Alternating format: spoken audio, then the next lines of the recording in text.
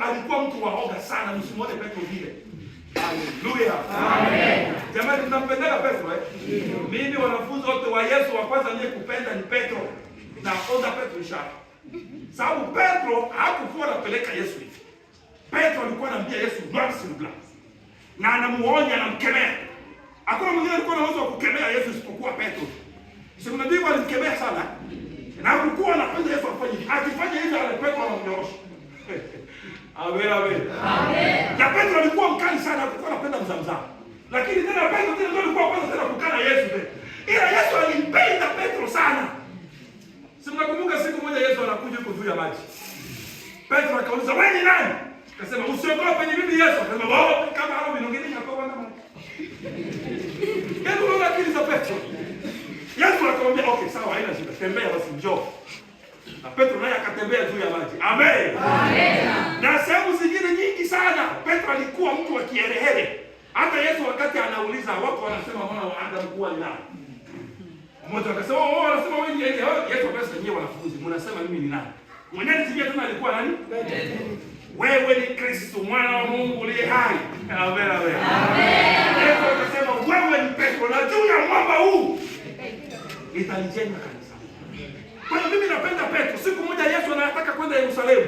Yesu akamwambia Petro, Petro akamwambia, "Hautaenda Yerusalemu. Toshiye. Kuna kitu unataka kukua, hautaenda."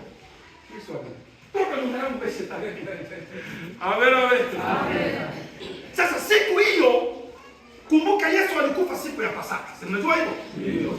Yesu alikufa siku ya Pasaka. Zile siku 3 au 2. Jamani, sasa hapa nyingine mambo ya kalenda ya Kirumi, kalenda ya Kigregoria na kalenda ya Kiyahudi naweza nikawachanganya bure. Amen. Amen. Lakini kuna baadhi ya kalenda Yesu alifanya siku 2 na zingine kalenda Yesu alifanya siku hizi siku 3.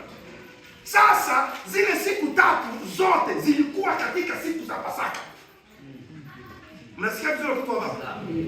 Kwa hiyo Yesu aliteswa, alisulubiwa na akafa na akafufuka muzile zile siku za nini za Pasaka. Ambayo Pasaka ndio ilikuwa mavuno ya nini? Ya shayiri. Amen. Amen. Kwa hiyo sasa Roho Mtakatifu na yeye akashukia wanafunzi kuhesabu siku 50 baada ya kufa kwa Yesu. Unaona sasa? Kwa hiyo alors sasa ni pas un hasard. Kwa hiyo baada ya kufa kwa Yesu, ukihesabu siku 50 ndio siku sasa ilikuwa siku ya Pentecoste. Wayahudi wao kama kawaida walikuja wote Yerusalemu kuja kusherehekea Pentecoste yao. Sawa? Hawakuwa wanajua kama Roho Mtakatifu atashuka, wala walikuwa hawajui kama Roho Mtakatifu ni nini. Kumbe wametume wako juu ya ghorofa. Wayahudi wakaja Yerusalemu wengi sana. Wanaleta zabibu zao, matunda yale ya kwanza yale. Ule mkate sawa walikuwa wanafanya baada ya kuvuna ngano. Ile ngano ilivuna ya kwanza ili kunatengeneza mikate. Na hiyo mikate unabeba kwenye sadaka na ilikuwa ni zabibu, sio sadaka kwa mtende. Sasa walikuwa wengi pale. Hiyo siku. Amen. Amen. Mungu na yeye akashusha Roho Mtakatifu. Ajabu sana. Aliposhusha Roho Mtakatifu, watu wakasikia kule wa mitume wanaanza nena kwa lugha. Huyu anaongea hiki, huyu anaongea hiki. Lakini tofauti ya lugha za wamitume na lugha zetu za leo. Ndio kuna lugha aina mbili. Si ndivyo jamani eh? Kuna lugha za wanadamu na kuna lugha za malaika. Lakini sasa kwa nini siku hizi watu hawanenagi lugha za wanadamu? Sisi tunaweza kuamini zaidi tukisikia mama hapo mwenyewe anajua Kiingereza, anaanza kuongea Kiingereza. Si itakuwa mzuri ile? Una mama mwenyewe anatenda kwa lugha kabisa. Lakini siku hizi hakuna. Siku hii ya Pentecoste, hapo nikafungua lugha hapa. Mbili. Ya anza tano. Kaja ghafla kutoka Anza tano, mbili tano. Na walikuwako Yerusalemu wakikaa. Watu wataua, watu wa kila taifa chini ya mbingu. Kila taifa chini ya mbingu.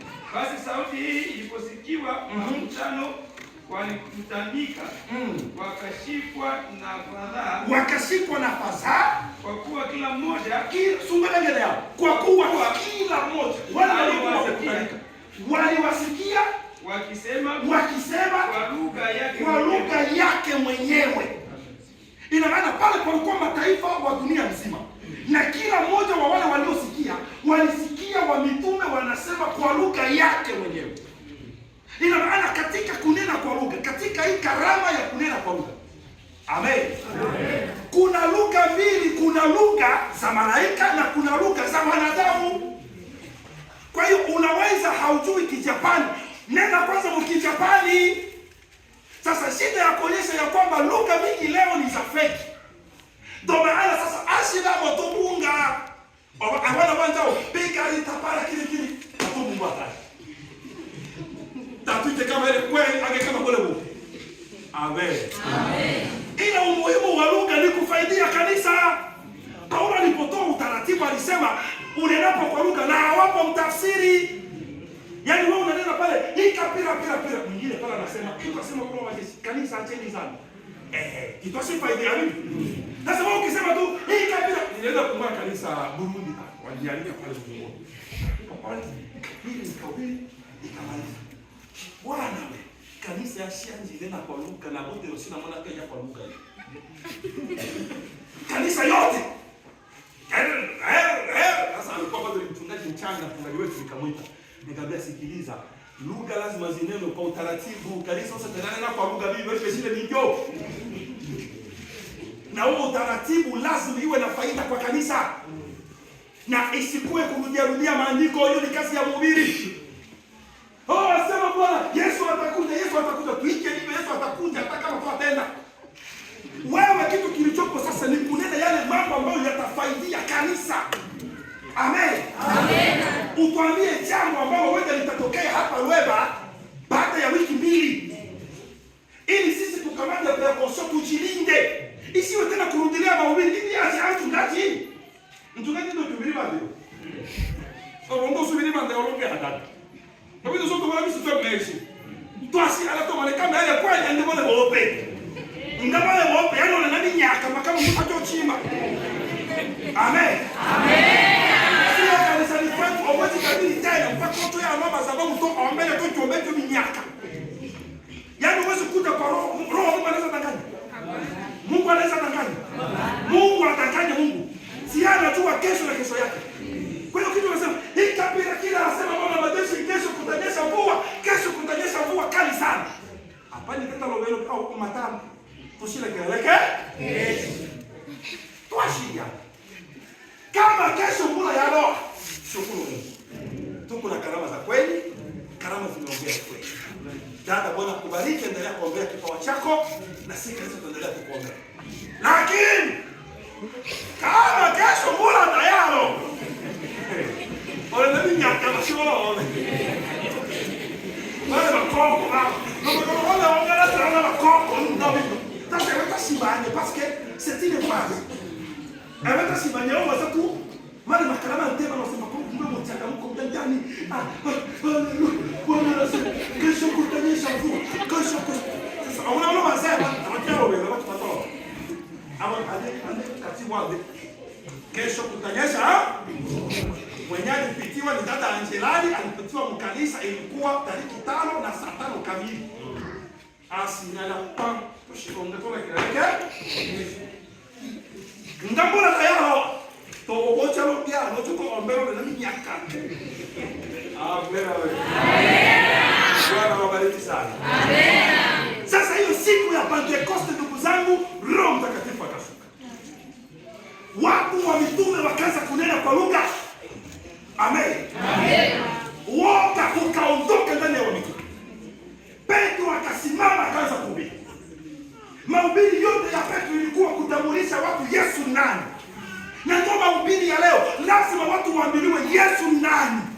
Mahubiri sio kujihubiri, sio kuhubiri pesa. Mungu atubariki sana sisi watu huko kwetu, bado tukali kidogo porini, bado tuko na akili timamu. Ndugu zangu, jaribu kwenda huko kumavia huko kwenye tunataka tunahubiri. Ele grave, mahubiri moja mchungaji. Chile faranga. Tamu wengi. Ungomoto. Usipotoa utabarikiwa. Sadaka ya kufunguliwa. Kwa vile Uganda hapo mkutano hivi bwana yetu hapo tena kwa. Watu mbili, mbili hapo kwa nini? Kisha kafika basi. Naomba watu wa dola 500 hapa. Kwa ajili ya kufunguliwa kuna muujiza Bwana atafanya leo. Dola 500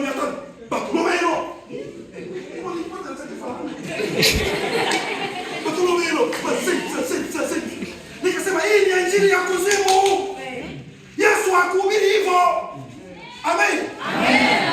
Na hii injili ya kuzimu, sababu kuna injili mbili zinatembea duniani. Kuwa makini sana. Hapana kusikiliza kila mhubiri. Kuna injili ya shetani na kuna injili ya Mungu. Injili ya Mungu inalenga kutengeneza wanadamu ili kuandaa kwa ajili ya unyakuo. Injili ya Mungu inalenga kuondoa dhambi ndani ya wanadamu. Injili ya Mungu inalenga kurejesha uhusiano bora kati ya wanadamu na Mungu wake. Sababu watu wameenda mbali sana na Mungu. Na injili ya kuzimu inalenga kitu kimoja tu, mafanikio ya hapa duniani. Basi, ndio leo unafungwa na tate yako. Tate yako ndio kufunga. Ndio Mungu yeye kwa hiyo mtu mmoja wote wewe mmeshi. Ndio Mungu. Amen. Amen. Mkristo aongozwe na ndoto. Mkristo anaongozwa na nini? Na nini? Tumeona watu wengi sana wanafika ofisini kwetu. Ongwele nililota kadi, nikamwona anasema mfunga Mungu. Nikaona akafanya Niliparule tateni mchana. Wewe da. Yesu salishi na nini? Hakujua kama Yuda ni mtu mbaya. Je, alitangaza watu wote Yuda ni mbaya? Je, Yesu alifukuza Yuda? Hata kama tata yako ni mchawi, upendo wa Mungu una nguvu kuliko uchawi. Wewe mpende kwanza na ishi naye no. Usiingize chuki kati yenu. Ukiingiza chuki Roho Mtakatifu anatoka. Sababu Roho Mtakatifu hapendaki moyo ambao una ubaya mle ndani. Mnasikia watoto wa baba? Sasa hii inafanya wengi katika mafamilia kuwa na mizozo. Unakuta wewe ni Mkristo lakini hasemeshani na mama yake. Ni Mkristo lakini hasemeshani na tate yake. Mpaka leo wanataka ndoa kondo. Na asia wayoba ya maombi bashiwe wewe wewe ale sote na chinalobe na nyokojobe wansoshi na ujaba obe walonja. Amen. Amen. Na mwanadamu akishasikia vile anaingiza chuki ya ajabu. Ule tena tenda mbinguni. Na mkanisa unakuwa nitawakia. Utabakia. Amen. Amen. Kwa hiyo siku hiyo Roho Mtakatifu akashuka. Nataka niwaambie habari njema. Tangu siku ile Roho Mtakatifu aliposhuka duniani, hajarudi mbinguni. Yuko hapa mpaka sasa.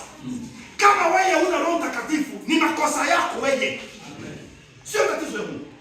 Tatizo tuko nalo leo kanisani. Wakristo wengi hawana Roho Mtakatifu. Hawajazaliwa mara ya pili. Wengi wako makanisani mchungaji hawajaokoka. Kitu ambacho wanafuata wao ni kwaya nzuri. Lakini wanajua alamu. Hapo mheshimu. Amen. Amen. Wamama wengi wako makanisani sababu tu nina hapa nayo chikwa na kanisa. Mbitana makongora ole wale opera nyapi sio na wana ole la nini. Sasa kongora kwa makongora ndio chikwa na kanisa yao. Usiokoke hata sababu nikifa nizikwe na kanisa. Wokovu ni jambo la uhusiano wako wewe na Mungu wako. Amen. Amen. Yaani usiokoke sababu na mimi nikuwe mama mkurugenzi, niliwe mama wewe ke, inyo wakondi, ana hiyo wakondi osalokwa. Ana mama. Wewe unafuata ukondi, unafuata Yesu. Amen. Amen. Sasa huyu Roho Mtakatifu anaposhuka, nataka niwe mfupi sababu nikienda mengi sana hapa nitachukua muda mrefu sana. Huyu Roho Mtakatifu anaposhuka ndugu zangu, anashuka lengo kubwa la Roho Mtakatifu ni kutufanya tufanane Kristo. Amen. Sisi tugeuke kuwa vibao vya matangazo ya Yesu Kristo. Amen. Roho Mtakatifu anashuka ili sababu sisi ndio mwili wa Yesu. Si unajua kama sisi ndio mwili wa Kristo hapo? Ndio. Roho Mtakatifu anaposhuka lengo lake ni wewe ufanane Yesu. Yaani yule Yesu ambaye alikufa pale msalabani awe sasa ni wewe wa leo. Yaani watu wakuone wewe na waone nani? Yesu. Sasa shilo leo. Msomaji wetu naomba usome kidogo. Naomba usome kidogo ulisomea katika kitabu cha Wakorintho wa pili sura ya 3 mstari wa 2 hadi wa 3. Wakorintho wa 3, Wakorintho wa pili mgrazi sura ya 3. Umeshafika hapo? Anza mstari wa 2. Sura ya 3 mstari wa 2. Wakorintho wa 2. Tunasoma Wakorintho wa 3 sura ya 3 mstari wa 2. Ndio. Ninyi barua yetu. Iliyoandikwa mioyoni mwenu. Sasa Mungu akashusha Roho Mtakatifu. Kwa hiyo Roho Mtakatifu sio tena barua au maneno kwenye vile vibao au kwenye yale majibu. Ni Mungu sasa anaandika sheria zake kwenye roho zetu. Sio tena masomo kwenda kwenye mlima kule juu. Ila sasa ni upate Roho Mtakatifu na wewe ugeuke kuwa Yesu. Hapa hivi tukiuliza wangapi wana Roho Mtakatifu? Wenda wachache tu ndio watapaliza vidole. Na wenda wote wasipalize vidole. Pourquoi? Parce que l'église ne connaît même pas qu'est-ce que le Saint-Esprit. Kanisa la leo hawajui Roho Mtakatifu ni nani? Hawajui kazi za Roho Mtakatifu ni zipi? Hawajui malaika ni akina nani? Hawajui kazi za malaika ni zipi? Wao kitu wanajua tu, anajua kunena kwa lugha, hika papapatira, yani ana Roho Mtakatifu. Wao pia hata wakitunena kwa lugha, atambe kiana na kwa lugha. Hiyo ni karama tu. Maandiko yanasema karama na huduma havina majuto. Ina maana hata mzinzi anaweza kuhubiri. Amen. Amen. Na kunena kwa lugha sio ndio ishara madhubuti kwamba unaye. Sababu unaweza kunena kwa lugha na wewe ni mwizi. Mimi ndugu zangu, sisi tumehubiri huko, tumetembea kidogo. Unaona mtu ananena kwa lugha, baada ya ibada unamuuliza na kwambia vile ni msaka au hata pachana. Natoka yule ya mwanamke, yani kufanya uzinzi. Na mkanisa linena kwa lugha mpaka ndani wao. Hata lugha chicho ni mwa. Elo ya nenda wao mwana elo. Ivre lugha. Na kumbe ni mzee. Roho Mtakatifu anakuja ili sisi tufanane Yesu. Sisi tugeuke kuwa Wakristo bora zaidi. Kanisa hili hapana hii jengo. Wewe ndani ya moyo wako wewe utakasike mle ndani. Hii agano ya tatu ya Yesu na wanadamu sio masuala ya kimwili. Ni masuala ya ndani kwanza, mwili baadaye. Ndio maana hapa tuna utakaso wa aina tatu. Utakaso wa mwili au patete ngeleshito. Amen. Amen. Mwanamke Mkristo anavaa kama Mkristo pale wate tema naye. Haleluya. Amen. Niliona umoja kwa kutoka kule nje mkongoso wale bwase. Ana le emwe le bangi emwe nda ya pate tema naye. Amen. Amen. Hili ni kanisa la Mungu. Huwezi kuja hapa nusu uchi. Huwezi kuja hapa magari mama mwana elimu miende ndio. Si kwetu tutakufukuza tu ukiomba mboka sio hata nyingine. Kuku mwe tulifukuza jana mkanisa. Ndugu si ndivyo jana. Hata leo wasoma wewe. Toka. Wewe kwenu wale mziki sivyo. Hili kanisa la Mungu. Usotu watenda tebedesha ana elimu ala aswati. Mbona kwa ndio mmoja tebedesha. Banda bashikesha hiyo. Amen. Na mchungaji hayeto mbebedesha hapo ndio ndio kwenda. Hata piga. Hata mtu hata mbebedesha. Oya kanisa vipi huko. Wewe mchungaji hapo nishi. Wewe Mkristo kama Mkristo lazima vae kama Mkristo. En français, il y a ce qu'on appelle le code vestimentaire. Yaani mavazi yako yanakutambulisha wewe ni nani. Ukiona soda ibu, est-ce que unaweza kuambia huyu ni ibu? Wewe si unaona mavazi yake. Unaona tena ile voix. Ibu. Unaona ibu kabisa. Unaona hata ile iteni ya ibu wewe. Kwa hiyo ibu wale nao teni. Amen. Amen. Na Wakristo nao wana namna yao ya kuvaa mavazi ya kujisitiri. Mavazi ya kufanya nini? Unachunga vizuri mwili wako. Hapa ni pantalo ya bia bana. Oboso usimu na tete mto wasaka maje. Amen. Amen. Hizi ndo kazi za Roho Mtakatifu. Utakaso wa mwili. Mwili wako utakasike. Mkeresi totako wate.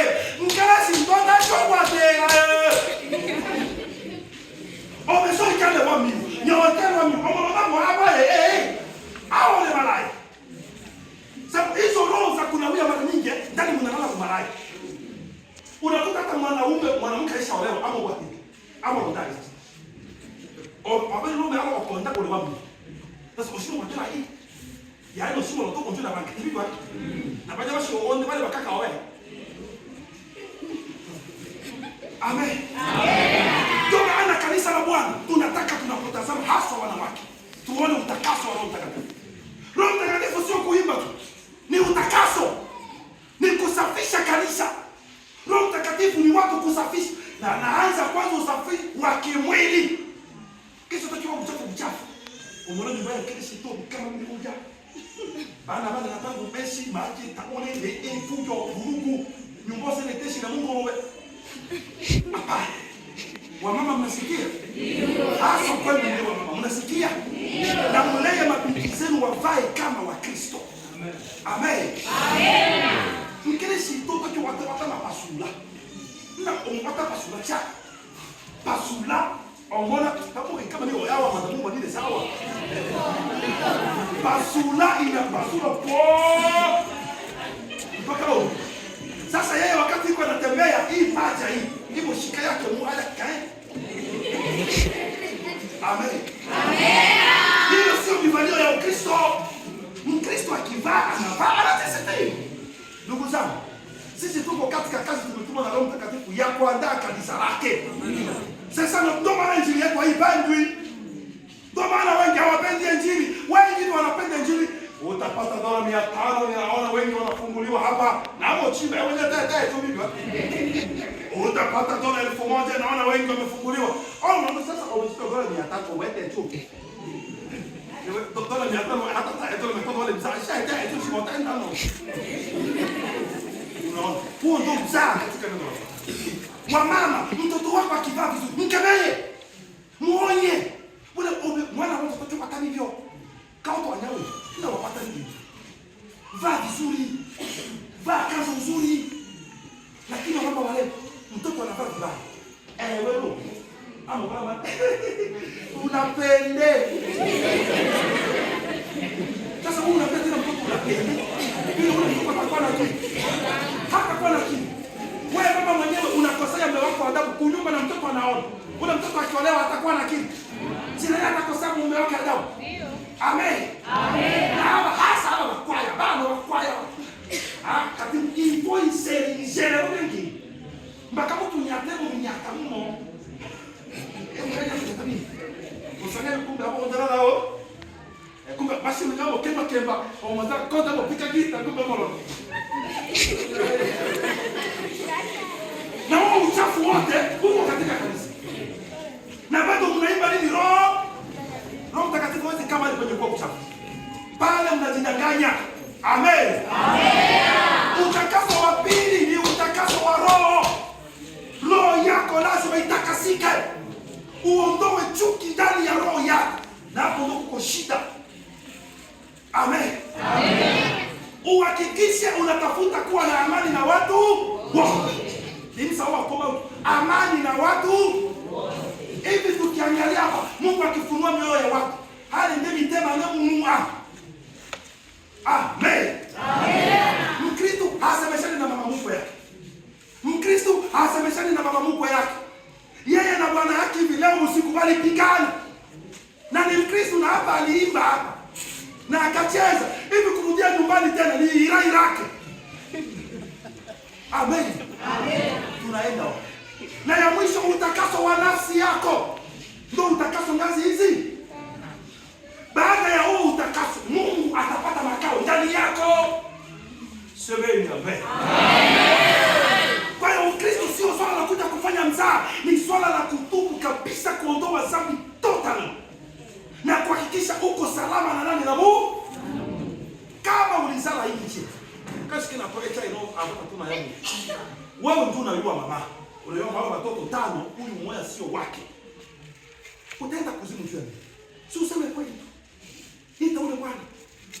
Amen. Amen. Mwambie sisi wa sokolo. Ni mmoja nitendele mwa ngombe. Nenda mpaka miji ya usiku hapo uja wiyo. Lola tenge na pana choro kwa fumba kota nguka bila yako uja. Ayote.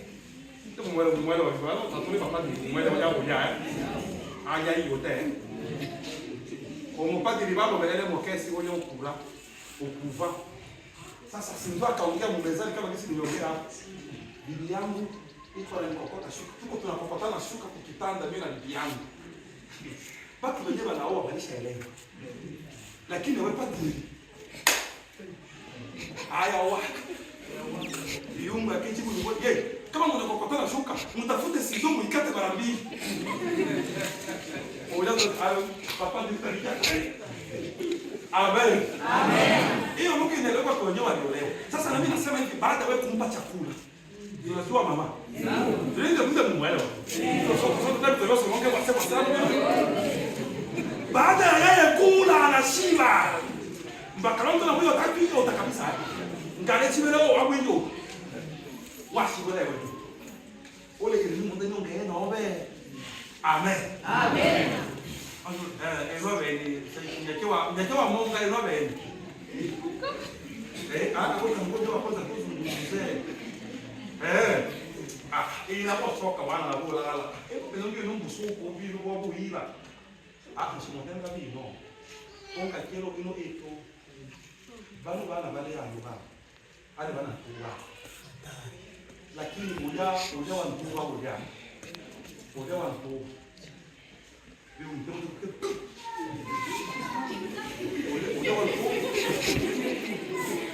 Uja wantuwa.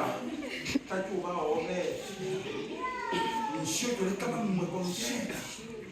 Ndio sasa ndio tuiende bila aponda sana. Tani wanalo wewe. Ngope. Alo ile obe sambo. Yo na wewe nataka na yake mtakao vile wayamkera. Amen. Amen. Pamoja na maombi Mungu atasaidia. Umejifungua kuliko kudumu katika uongo. Njoo kazi za Roho Mtakatifu. Utaka ujioshe, hapana kuishi na mizigo. Tatizo ya kanisa leo, watu wana mizigo mingi makanisani, mingi. Bano kinkanisa, mingi sana. Na baki wale hano bibi. Na ala inoki. Na bibi msukumu aenda. Amen. Amen. Sikiliza nikwambia wewe mchawi wa roho mwenye kwa. Ometiwa kwanza imanoki. Anafizi ya shetani wanokimaye mpaka shola ome. Lakini wote walikufokeni wapukuzi. Hakuna siku shetani atakwambia asante. Utaua unaua watoto wako unaua mke wako ukifa na wewe kuzi. Acha uchawi kwa jina la Yesu. Amen. Amen. Kwa uone mchungaji hapa. Mchungaji atamulunguza. Baranya tomoticha karibia baba kikanisa kama hantoa. Hapa nakuja. Na wao ushabiosa hapa nishika. Amen. Amen. Hapa kuko Yesu. Mungu amtukatilie wote aliyewa. Bata kupokea jitakase mama. Amen. Amen. Jamalo kiemu. Bino mama Mungu bino. Kimwana yakini. Mungu mwana akasema mzazi nasikia subiri mtugaji lakini nikiacha benzangu watanifuata. Bana anaocha ngaino mbusuku boto chaini kama na ala ambakawai. Amen. Amen. Tuambia benzako wakikufuata usiku. Uambie koma kwa jina la Yesu. Ila wewe leta kwanza na telefone leta. Amen. Amen. Kwa nini msina hii uwa mimi ni telefone sawa msina yuko chikeni. Niki nyingine mafuta, ilema ya 3 leta hata ilema ya 10. Tutamunguza. Semeni amen. Amen. Ndio tunataka kanisa litakasika na sio kufanya msaa.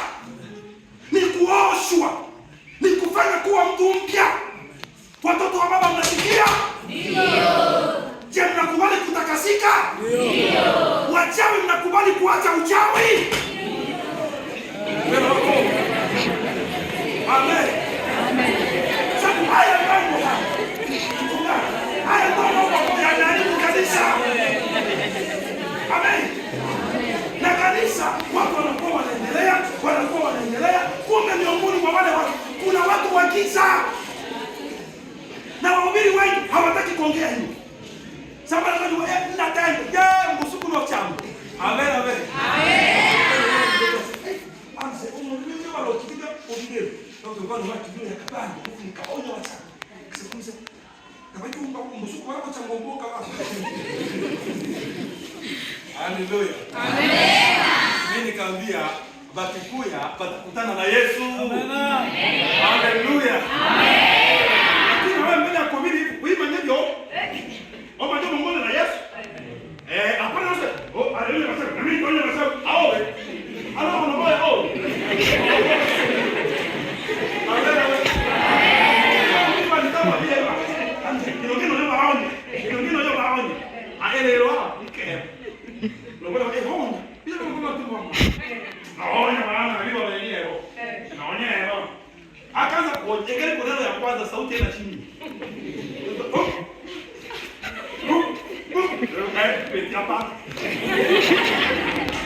Haleluya.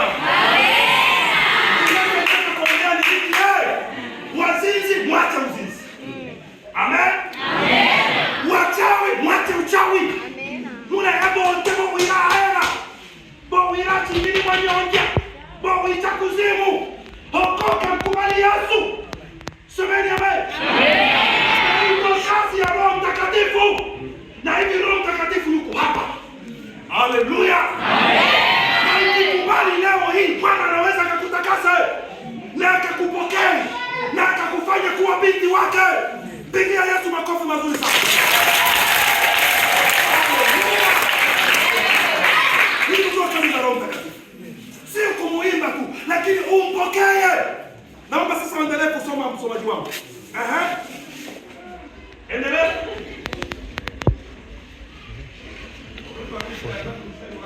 Wa pili hadi wa tatu ndio. Ninyi barua yetu. Eti ninyi ndio barua yetu. Iliyoandikwa mioyoni mwetu. Iliyoandikwa mioyoni mwetu. Inajulikana na kusomwa na watu wote. Inajulikana na kusomwa na watu wote. Semeni amena. Amen. Watu wakikusoma wewe wanasoma nini maishani mwako? Wanasoma nini? Wewe unakuja tu kuongea watu ndio mmoja. Enwele jaribu wewe. Hapo uchuna wane nini bila kile msuku enwele jaribu. Chuo vitu unaita ni jaribu. Leka jaribu yote. Watu wakikusoma wanasoma nini? Sababu watu wanakusoma. Hata bikisi niko hapo. Kuna wengine kule wananisoma. Amen. Amen. Na bikisi na wako pale nyumbani majirani wanakusoma. Na majirani zako wanakujua kuliko kila mtu hapa. Hivi tukitoka hapa twende pale kwa majirani zako, tuwaulize, je, watasema wewe ni Mkristo? Ndio anaona mama akatundaza unapoacha kwa jirani na akibota wewe ndio Mkristo. Wewe tukana Mkristo. Mtu wa kwanza marongo ndio bwana. Hapo kwenda ine wapa sinya. Ine wapa tarela. No olocha kama vile. Amen. Amen. No wapa sinya kwa ile. Kwa hiyo walitendano. Amen. Amen. Walitendo yote wao makaburi yao. Samani ya mwanadamu ni kukaa ndani ya Yesu. Amen.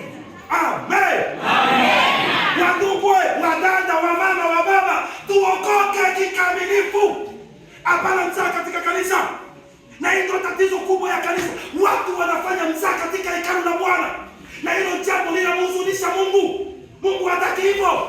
Kanisa imekuwa ngome ya wachawi. Kanisa imekuwa ngome ya wazinzi. Kanisa imekuwa ngome ya wezi. Kanisani watu wanakijua tu ni kuimba na kucheza, lakini maisha hayabadiliki. Dieu contre ça. Vous devez changer votre vie. Amen. Amen. Mnakubali kubadilisha maisha yenu? Ndio. Wamama mnakubali kubadilisha maisha? Ndio. Ile Mungu atumie nicho yangu. Amen. Amen. Ndio labda na maana tangana mtoba wale. Hivi kiwa Mungu. Ola mwa kwa nini ndio Dar es Salaam. Kumbe Mungu anamwendesha ngentonga. Oh Mungu. Na kupili kabisa yuko bado manga. Hapana na tuni ubini. Mungu bwana hapa nilipeleka tu ubini mtu huyo. Na huyo mmoja akikata ataokoka alafu ndio tu nipo. Na labda hapa wewe bado unafuata mtu huyu ambaye atatubu. Ambaye maneno yanamgusa. Sababu anayeongea hapa sio mimi, ni Mungu. Na haya maneno ukiyazalau utapata shida. Hivi ndio kisi Mungu anaongea na wanadamu. Mungu anaongea na wanadamu kupitia mwanadamu. Amen. Amen. Sikia haya ya kubadilisha. Okoka mama, labda kesho utakufa. Mungu ndiye anajua, mimi sijui. Mais on ne sait pas ce que Dieu nous réserve. Unaweza ukawa hapa uenda kesho utakufa. Na Mungu hataki ukifa uende kuzimu. Mungu anataka uende mbinguni. Sasa utaendaje mbinguni? Hata ndio mtumishi wangu kutoka baraka. naacha kanisa letu mimi. Amen. Nikakubali kuja huku. Nilitaka kuja na watu wengi. Kwa sababu tunataka kusudi. Nikamwambia nitaenda mimi peke. Amen. Ila nyinyi mbaki wapi kanisani? Sione kazi mimi na anaongea kanisa wasa wewe. Nikamwambia kwa vijana wawili, mkuye peke. Sababu msaidie kukamata kamera. Amen. Kwa nini nimeacha kanisa letu? Zaidi ya watu 1000. Lomonga wetu zaidi ya watu 1000. Mimi nimeiacha, nimekuja hapa Lwela. Vous pensez que je suis venu ici pour blaguer? Mnafikiri nimekuja hapa kwa bure? Hapana. Oko eo na changao. Amen. Na changao mwana msuku na ngatoa oko ae. Ngatoa oko ae. Moshi kombana na emo. Na matamana mabo. Amen. Mungu ndio kisha anaongea hivi na anapita. Sisi leo tunarudia kwa baraka. Tuliacha moto wetu kule chini kule. Iwa wewe ngoja kwa toka. Ndio kwa mzee. Tona hano. Twende moto twa. Ngatwa oko. Ngatwa tu wewe ekemo. Amen. Hainihusu tena, mimi nimeshusha mzigo. Sio pasa. Mimi nimemaliza kazi yangu wewe. Mmeka. Uone mchungaji. Wende kwa mchungaji. Wende ngoshi tu mchungaji otubu wale kisha leo no. Ndio wazini si dobe no. Otubu wale sente wa ngonga ngakele na alora na mboka wecho inga. Sambela de shiya yo Yo la nyeyo saka yo tani. Tobona memo sakini yo tiu bile. O pata yo tamu itu o beleka na osito beleka. Ni pasa bem sao. Amen. Wizi muache. Ndio injili yetu. Watoto hapo mmesikia neno? Ndio. Je, mnakubali kuzaishwa na Roho Mtakatifu? Ndio. Je, mnakubali kuondoa dhambi maishani mwenu? Ndio. Mnakubali kuwa barua ya kweli ya Yesu? Ndio. Mnakubali kumpa Yesu maisha yenu kikamilifu? Ndio. Semeni amen kama mnakubali. Ila ninaona mioyo ya wengi katika ulimwengu wa kiroho hawajawa tayari. Amen. Ni mioyo ya wachache tu ndio wanaguswa na haya. Walio wengi wana vipambazi mbele yao. No, vous devez changer. Semeni amena. Unapaswa kubadilika. La sivyo utaenda babaya. Je, mnanisikia? Ndio. Nafikiri ambaye hata sikia hii. Siku moja nilikuwa nahubiri mahali nikawa ninajipanguza hivi jasho. Ilikuwa Tanzania, nilitoka jasho mingi sana. Kijana ambaye alikuwa mbele yangu akaanza kulia. Akalia mwanzo mpaka mwisho wa ibada. Mimi nikaanza kuruka kijana analia nini? Après ibada nikamwita. Nikamwambia ulikuwa unalia nini? Mbona unalia sana? Asema mimi nilikuwa ninalia. Wakati ulikuwa unapanguza ile jasho yako hivi. Unaweka mshwari chini. Kulikuwa kunakuja malaika anakamata ile mshwari, anafinya ile jasho yote. Inaangukia mkamwaya kachongo hivi kisa vile kazahabu. Kisha anakachunga pale. Unahubiri tena unakamata mshwari tena na yeye tena anapita tena kamata ile jasho, tena anafinya tena na kurudisha mshwari yako. Sasa nikamuuliza hiyo jasho utaiona wapi? Wale malaika akasema kwamba hii jasho hii tutaenda kuichunga katika maktaba ya Mungu siku ya hukumu. Hawa watu ambao walisikia hili neno wakikataa kuamini, tutaita hii jasho ndio atakuwa shahidi wa kwanza. Huyu jasho huyu ataongea. Sababu ndani ya huyu jasho kuko uhai. Sasa wakati unasema, mimi tunaita bwana jasho. Sasa unasema kwa mashuhuda wala kwa kila jambo zidisho. Shahidi wa kwanza atakuwa ile jasho mwenyewe mbona alikuwa anakuwa pale. Jasho anakuja anasema ilikuwa wewe. Ilikuwa Dimashi siku ya Pentecost. Na mimi jasho ndio nilitoka pale. Na wewe ulisikia. Lakini haukuamini. Na mhubiri alisema kabisa hata uchawi. Lakini wale chukua mbona ya bote sho ya kaine. Kwa maana katoto baraka kadogo hivi kumi kichwa bote na roho wake. Tukamwambia hata bobe wala ya kaine. Na hata kuua na alimuacha na mpaka leo ni mzima. Amen. Kanisa la Bwana mnasikia haya? Ndio. Msipookoka hili neno litawahukumu siku ya hukumu. Na mtakosa pa kukimbilia. Amen. Hapo wako tayari naomba msimame mahali mlipo tu msimame ili niache nitawaombea. Asante Yesu. Amen. Asante Yesu. Amen. Asante Yesu. Amen. Haleluya. Wengine wote tuinamisha vichwa. Wale walio tayari kumpa Asante Yesu. Amen. Amen. Asante Yesu. Amen. Amen. Asante Yesu.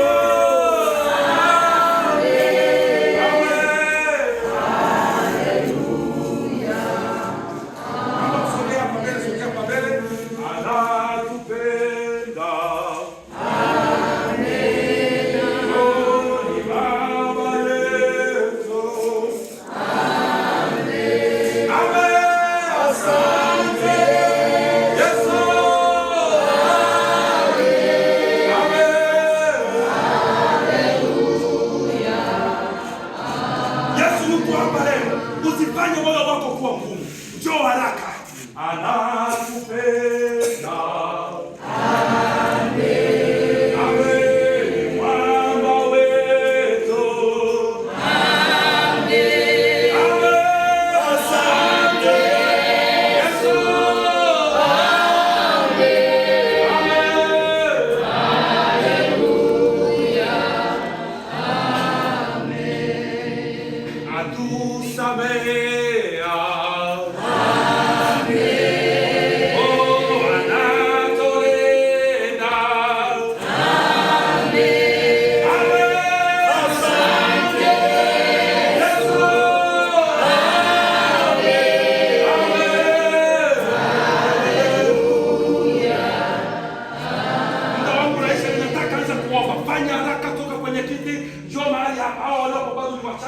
Usifanye moyo wako kuwa mgumu. Hivi ndivyo Mungu anapita juu ya vichwa vya watu. Tumia mwanya huu, njoo haraka. Wengine wote inabisheni vichwa, msifungue macho. Huu ni muda mzito sasa hivi. Hapa mapepo yanaondoka, Roho Mtakatifu anafanya kazi. Ninapokuambia usifungue macho, usifungue macho, sababu unaweza kukumbana na simu kwa la kwako. Wote walio tayari, naomba msogee mje hapa mbele haraka, ili kabla mimi kuondoka niache niwaombea maombi ya msamaha. Niache ninaomba damu ya Yesu iwe juu yenu. Niache ninawaombea msamaha mkamilifu, na Bwana wape nguvu katika safari hii. Najua safari ni ngumu, najua safari ni nzito. Maisha ya Ukristo si jambo rahisi. Maisha ya Ukristo ni kubeba msalaba, lakini awezaye kukuwezesha ni Yesu. Yesu anaweza kukupa nguvu. Huyu Roho Mtakatifu yupo hadi leo, anaweza kukupa nguvu. Unaweza ukampata leo, unaweza ukampokea leo. Njoo hapa haraka, njoo hapa haraka, kabla sijaanza kuomba. Anatupenda. Amen. Anatujali.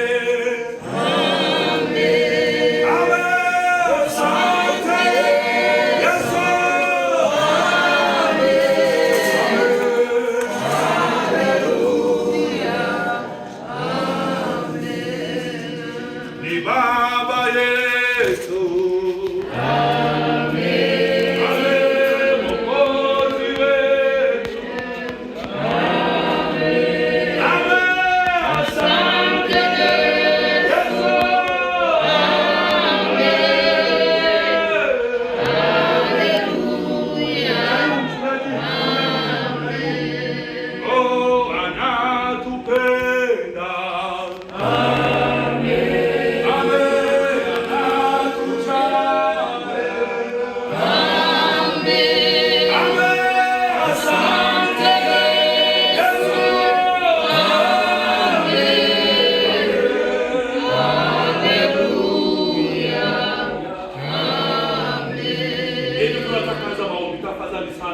Ikiwa Roho wa Bwana amekugusa, njoo leo iwe siku yako.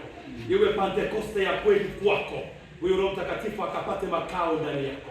Kunabakia sekunde chache sana tuanze maombi. Karibu, fanya haraka, njoo. Asante Yesu. Amen. Asante Yesu.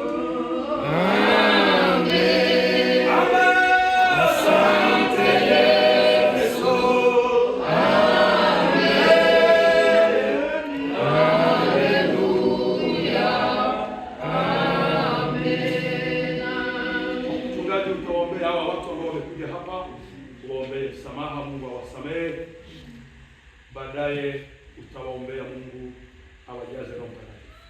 Baba, katika Yesu Kristo, mbele zako na mbele za kiti cha rehema cha Mwana-Kondoo, ukiona umati wa watu wako ambao wameweza kusikia sauti yako, wamesikia neno la uzima, nao wamejikuta kuwa wamepungukiwa na utukufu wako, na sasa wamekuja mbele za kiti cha neema cha Mwana-Kondoo. Tunawaombea msamaha, uwaoshe Baba, uwatakase kwa ile damu ya Mwana-Kondoo.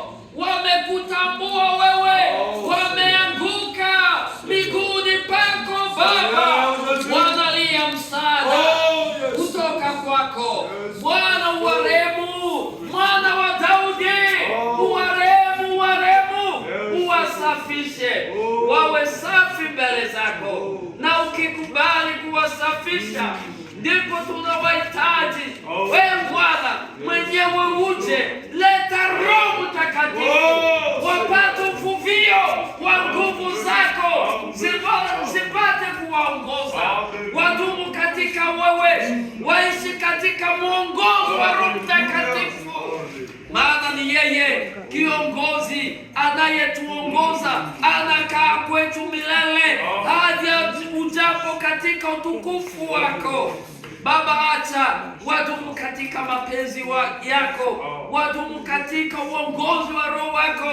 Roho Mtakatifu atende kazi miongoni mwao.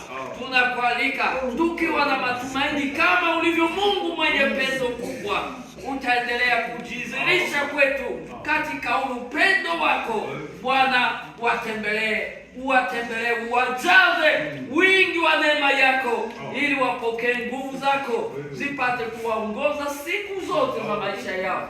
Kwa Yesu Kristo tunaomba na kushukuru, amen. Amen.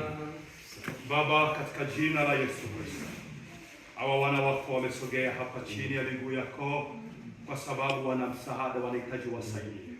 Hakuna mahali pengine panapokimbilia Bwana kinyume ya kuja kwako. Wewe Yesu ndiwe yote katika yote.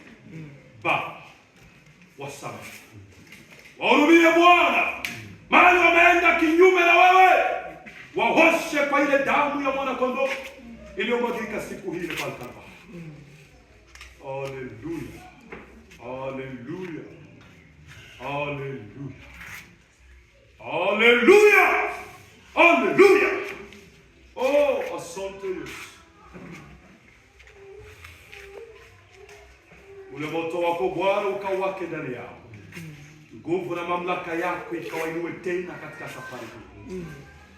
Watakaporudi manyumbani, warudi ni watu wapya, wajasiri, wenye nguvu mpya, watembee chini ya uongozi wa Roho Mtakatifu, wajaze nguvu zako katika jina la Yesu Kristo. Amen. Ndio, mnaweza kurudi. Wale ambao ni wagonjwa na nisheni tu vichwa, wale ambao ni wagonjwa wanaweza kusumbuliwa na magonjwa, naomba wasogea.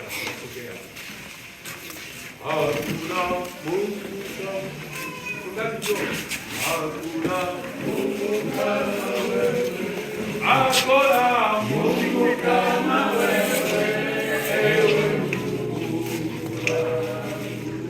Hakuna Mungu kama wewe, hakuna Mungu kama wewe, hakuna Mungu kama wewe, ewe Mungu. Wewe ni Alfa na Omega, wewe ni Alfa na Omega, wewe ni Alfa na Omega, ewe Mungu. Hakuna Mungu kama wewe, hakuna Mungu kama wewe, hakuna Mungu kama wewe, ewe Mungu. Hakuna Mungu kama wewe, hakuna Mungu kama wewe, hakuna Mungu kama wewe, ewe Mungu. Wewe ni Alfa na Omega, wewe ni Alfa na Omega,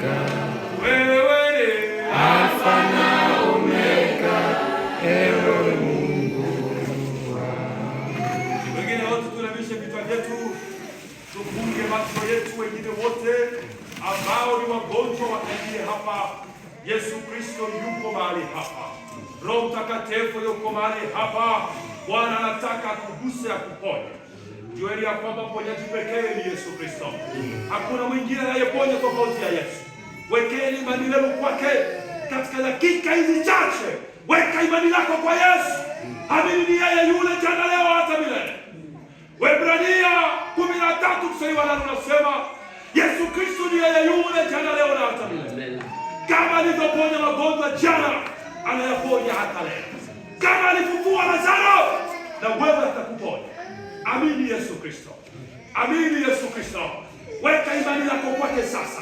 Naomba wengine wote tufunge macho tafadhali sana. Katika maombi hivi mapepo yatatoka hapa ndani ya watu. Pepo wabaya watatoka katika mioyo ya watu. Tulizeni watoto wenu mahali walipo. Shika mtoto wako, mtulize kadiri tutakavyoanza kuomba na kukemea hizi pepo ambazo zimesumbua watu. Inapowasumbua hawa ni mapepo, tunaita magonjwa, lakini ni mapepo kutoka kuzimu. Kwa hiyo tutayakemea. Wengine wote inamisheni vichwa, fungeni macho, tulizeni watoto kabla tujaanza kuomba. Hakuna Mungu kama wewe.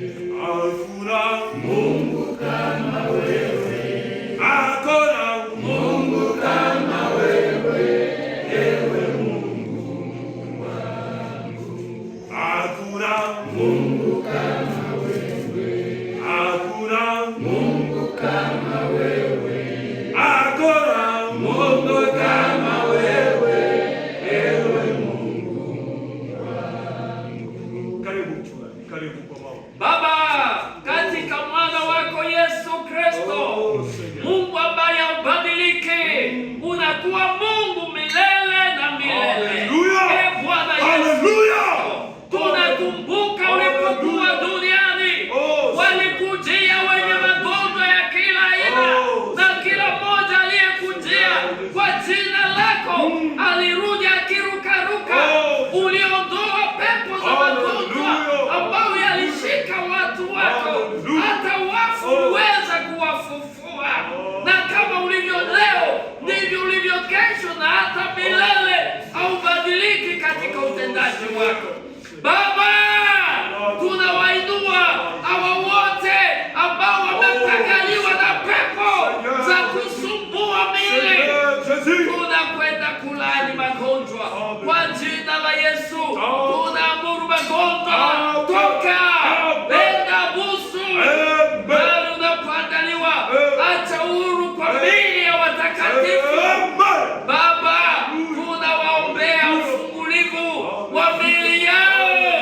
Wana wafunguliwe, warudi wakirukaruka, wakuone wewe katika muujiza wako. Baba, tembea katika kila mmoja.